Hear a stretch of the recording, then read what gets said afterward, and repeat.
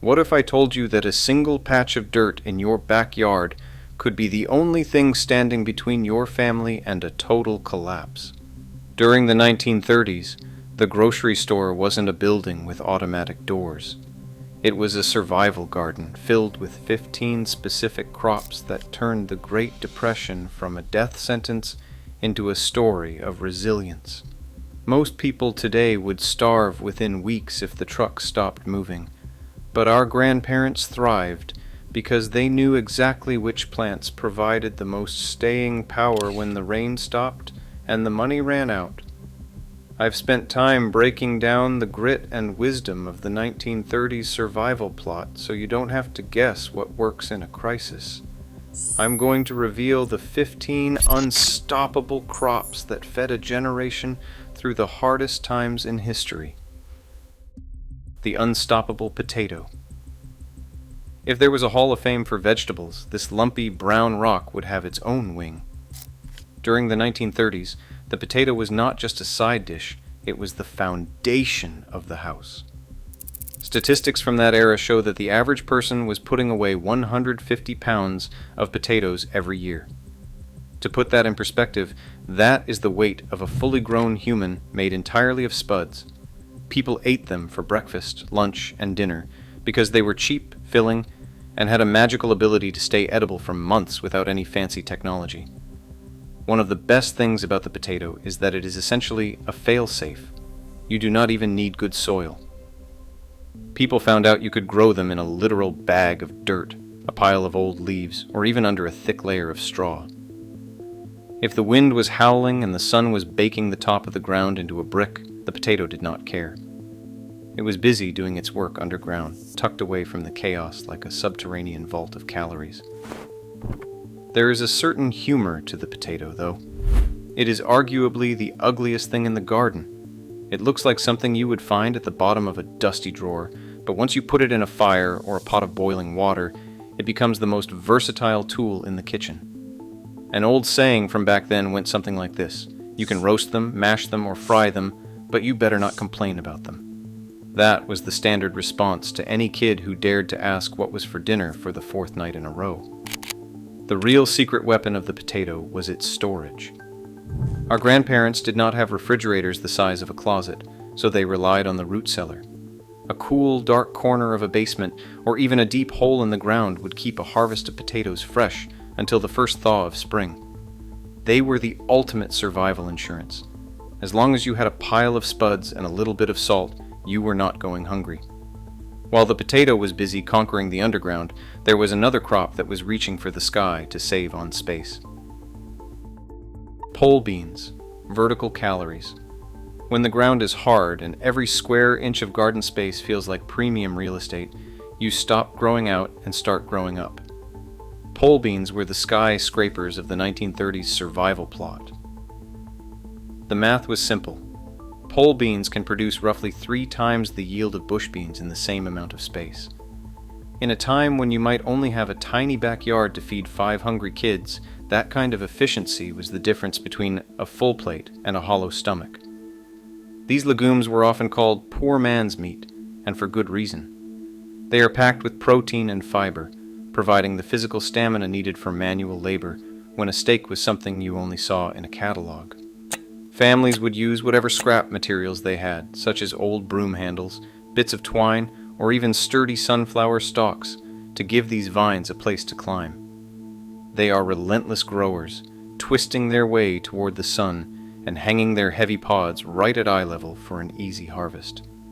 There was a clever trick back then for preserving the harvest without using expensive glass canning jars.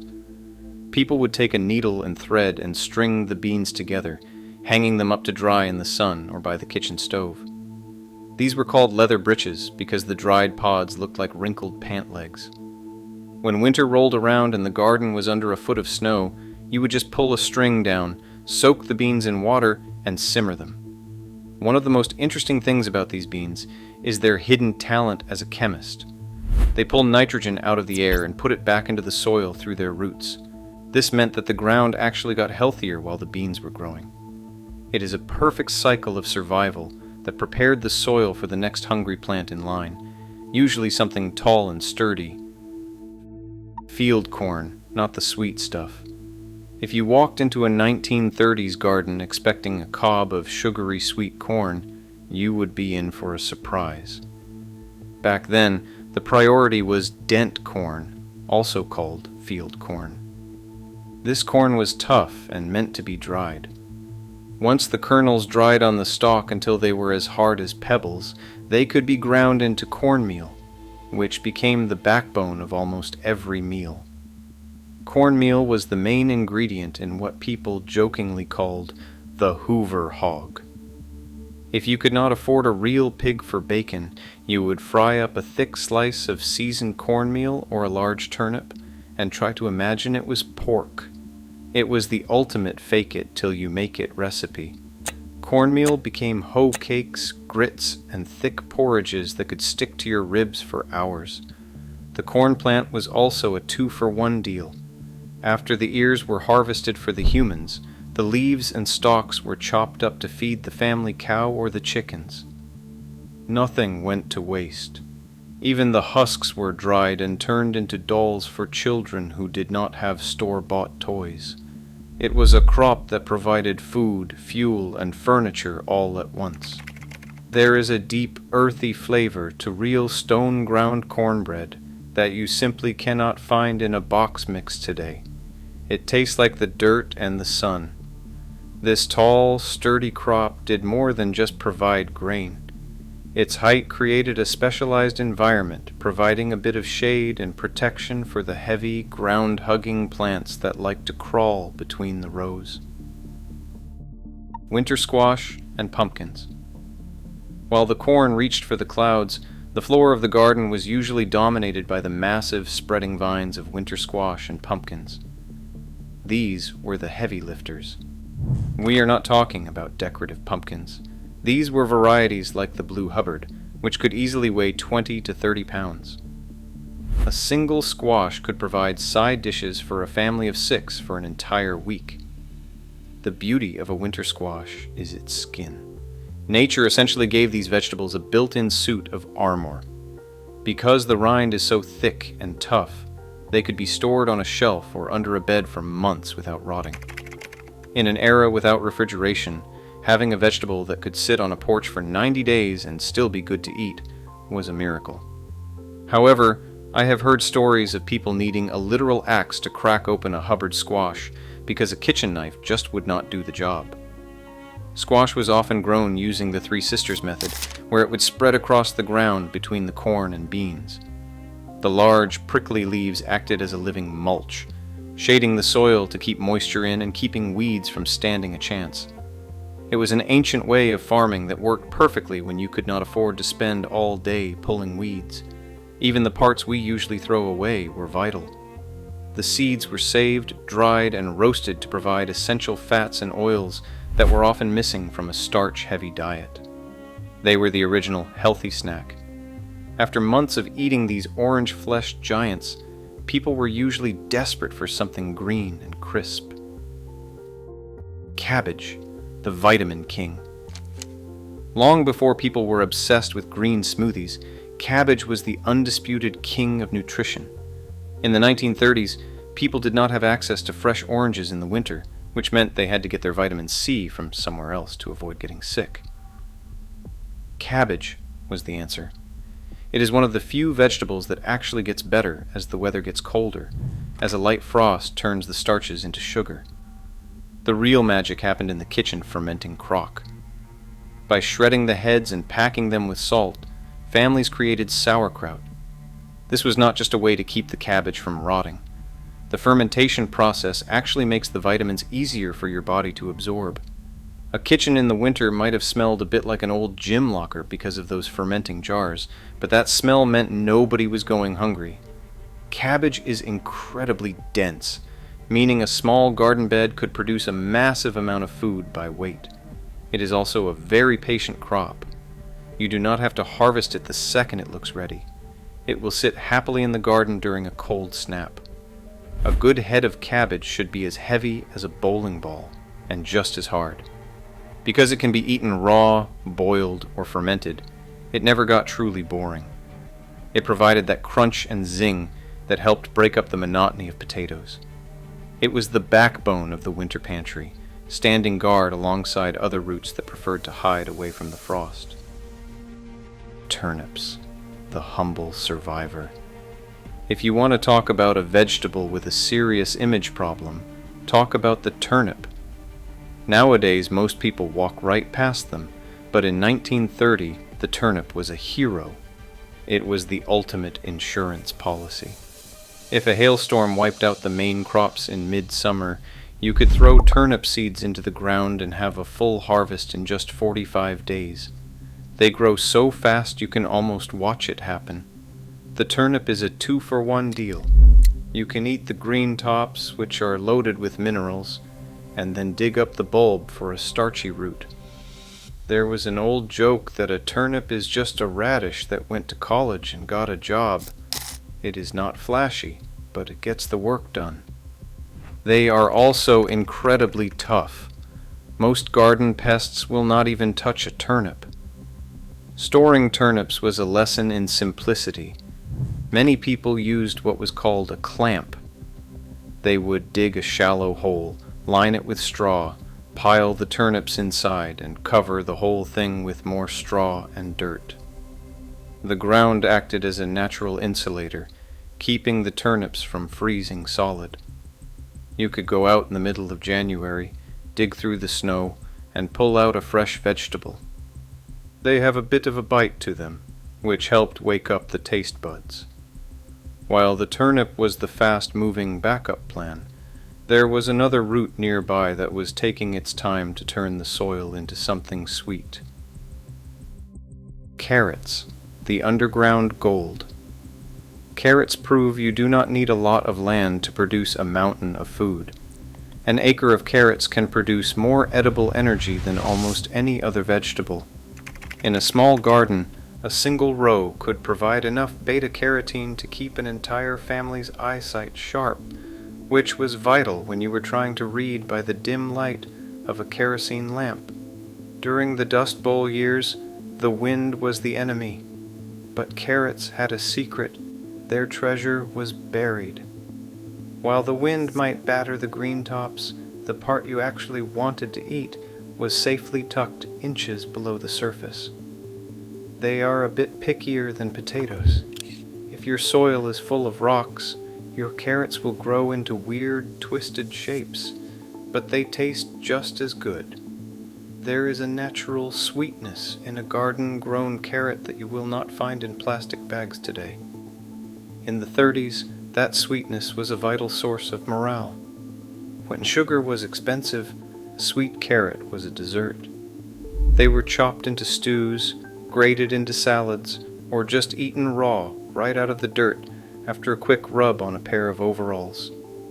Carrots were the perfect partner for the heavy stews that simmered on the back of the coal stove all day.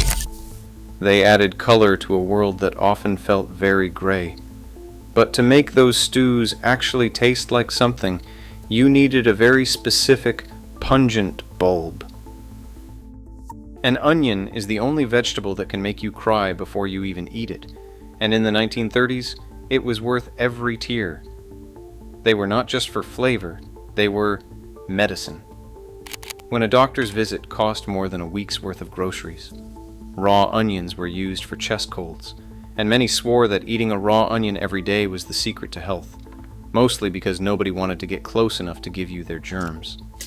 Onions are incredibly easy to grow because you can start them from sets, which are just tiny baby onions. They are also a forever crop. If you take the bottom inch of an onion you just chopped and put it back in the dirt, it will grow a whole new plant. This kind of self-sufficiency was exactly what people needed. In the garden, onions act like a security guard. Their strong scent confuses bugs that are looking for your carrots. By planting onions all around the edges, our grandparents created a natural smell barrier that kept the pests at bay without chemicals. This was simple, effective security for the vegetable patch. Braiding onions together by their dried tops and hanging them from the rafters was a common sight. They would stay good for 6 to 8 months, as long as they stayed dry. They were the starting point for almost every meal. But while onions provided the flavor, there was a leafy green that provided the sheer, stubborn strength to survive the ice and to keep families fed through the cold. Survival! Kale, the frozen salad. Long before it was a trendy superfood, kale was simply known as the weed that would not die. In the 1930s, this was the plant that stood between a family and a winter of nothing but white starch. It is virtually indestructible. While most plants shrivel the moment the thermometer hits freezing, kale is just getting started. It can survive temperatures down to 10 degrees, meaning you could brush the snow off a leaf in January and find food. The logic of growing kale was simple. It provided fresh greens when the world was brown. But do not think they were eating it raw. Back then, they boiled it with a bit of fatback or bacon grease. That softened the tough fibers and turned it into something that could actually be chewed. It was a rugged plant for a rugged time. The cold actually does something interesting to the leaf. It triggers the plant to turn its starches into sugars to keep its cells from freezing, which makes the winter harvest taste better. It was the last man standing in the garden, and its ability to provide iron and vitamins in the dead of winter made it a silent lifesaver. While kale was handling the ice, okra was the champion of the scorching southern heat. When the sun turned the ground into a baked brick, okra thrived. It is actually a relative of the hibiscus flower, which makes it beautiful. But bulk was the goal. Okra produces pods at a frantic pace. It is a cut-and-come-again crop. However, there was a learning curve. If you let a pod grow too long, say past 4 or 5 inches, it turns into something with the consistency of a pencil. I have seen people try to eat an overgrown okra, and it is like chewing on a piece of plywood. The famous slime inside the okra was actually a major benefit. That mucilage acted as a natural thickener. A few chopped pods could turn a thin broth into a hearty stew. It made a little bit of food feel like a lot more. And if things got really desperate, people would dry the seeds and grind them up as a substitute for coffee. It gave them the feeling of a morning routine when everything else was falling apart. Tomatoes, the canning queen. The tomato is a heavy hitter. A single well-tended plant in the 1930s could churn out 15 pounds of fruit. While we love them on sandwiches, their real value was their acidity. Because tomatoes are naturally acidic, they are incredibly easy to preserve using a water bath canner. This meant you did not need a fancy pressure cooker to save your harvest. During the dirty 30s, the smell of a tomato leaf was a psychological boost. It smelled like life. When the harvest was too big to eat, nothing went to waste. Even the green tomatoes were put to use. Green tomato pie became a famous substitute for apple pie. With enough cinnamon, you could trick your brain into thinking you were eating fruit. They do require a bit more pampering than a turnip.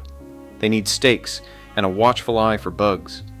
But the payoff was a pantry full of red jars that could be turned into soup all winter long. Once the tomato vines were pulled down, it was time to look at the garden's multi-tool that watched over the whole plot from 10 feet up. Sunflowers, the multi-tool. Sunflowers weren't grown for photos. They were a strategic resource. In a garden in the 1930s, every part of this giant plant was put to work. The most obvious benefit was the seeds, which are packed with fats and proteins. In a survival situation, healthy fats are the hardest thing to come by. But the utility did not stop at the seeds. The stalks themselves are incredibly tough. Once they were dried out, they were used as kindling for the wood stove, or even as garden stakes. Some people even fed the flower heads to their chickens, to keep them laying eggs when regular feed was too expensive. Sunflowers actually pull toxins out of the soil, cleaning the ground while they grow. They were the tallest things in the yard, acting as a windbreak for the smaller plants below. They were a constant reminder to keep looking up. Peas, the early birds. If you want to know when the worst of winter is over, you look for them. They can be planted as soon as the soil can be worked, often while there is still ice in the shadows. For For a family that had been living on dried beans for 6 months, the first crunch of a fresh pea was like winning the lottery. Peas are nitrogen fixers, creating free fertilizer for whatever you plant in that spot next. Because they grow so quickly in the cool spring air, they provided a much-needed morale boost. In the 1930s, dried peas were just as important. A big pot of dried peas could sit on the back of the stove for days, getting heartier every time it was reheated. It was the ultimate low-maintenance meal.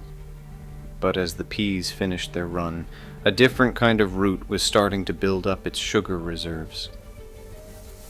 Beets, the two-way powerhouse. Sweet roots and edible greens.